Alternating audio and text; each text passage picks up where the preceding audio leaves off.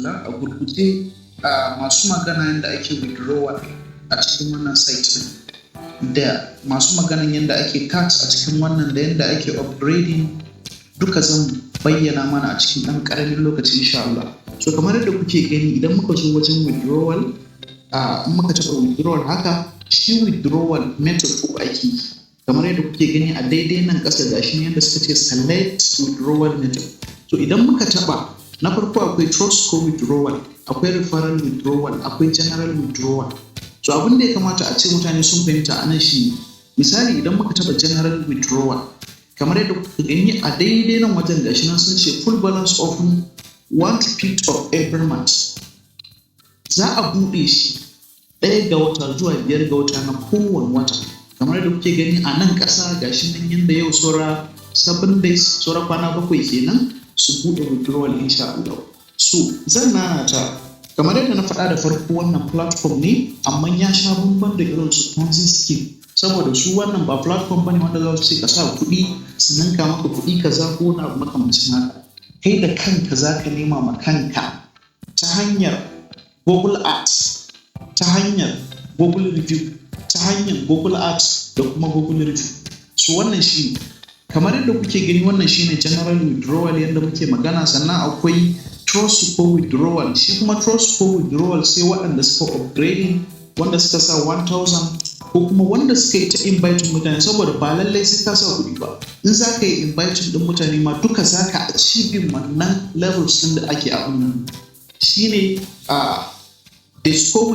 trust co withdrawal ɗin suna ba ma misali wanda yake level na farko wanda ya sa 1500 every month, wanda ya je legend suna ba shi 2000 every month. Sai referral withdrawal, shi referral withdrawal idan ka invite mutane suka upgrade akwai ɗan wani percentage kaɗan wanda ake ba. Kamar yadda kuke gani a nan under referral withdrawal ina da 10,200 a nan wajen, wanda wannan idan ina da buƙatar in cire a yanzu nan zan cire kuma zai sauka cikin account dina. Shi kuma minimum withdrawal ɗinsa 500. So wannan kenan.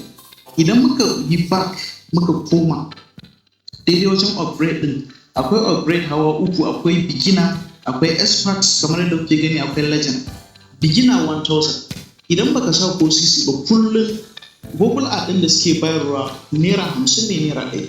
Kun ga at large mutum zai kare gaskiya bai wuce tara 5,000 ko 10,000 ba ko na makamancin. Ina tunanin ni ban ci wani ya sa kuɗi, amma dai 1000 ba za ta kashe mutum. Shi harkar nan da kuke gani mu ma muna neman kuɗi ne, su ma suna neman kuɗi.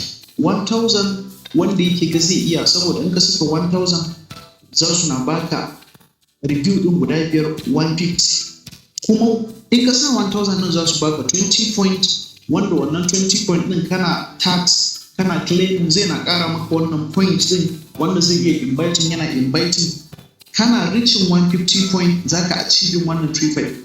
Kamar yadda kuke gani ni kai na 1000 na sa, amma presently gashi na har na achieving na 10,000. Ban sa musu 10,000 ba, ban sa musu 35 ba, 1000 na sa ne aiki tukur ne inviting mutane. So wannan shi ne. Sannan idan muka zo wajen referral nan, a nan ne za ka yadda za ka ɗauki referral link ɗinka in za ka gayyaci mutane. Dalilin da ya sa na dage mutanen mu su yi wannan, sabon platform ne suka kirkira wanda muna sa ran cewar mu ne za a fara biya. So ina kyautata zaton za su biya mutane ta yadda za su yi attracting ɗin mutane su zo su shiga. Mu kuma mun fita da fitan mu kenan, saboda yanayin yadda suke ba da kuɗin ba lallai bane su iya ci gaba da biya